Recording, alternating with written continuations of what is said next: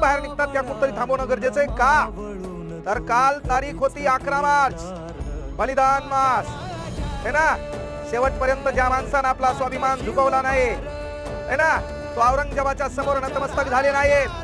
ते राजे छत्रपती संभाजी राजे 40 दिवस यातायात करून त्यांना मारण्यात आले.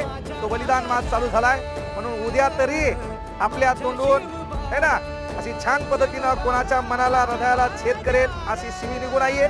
बढियापैकी होळी पेटवा, बढियापैकी ज्येष्ठ लोक येतात है ना, त्याचं पूजन करतात.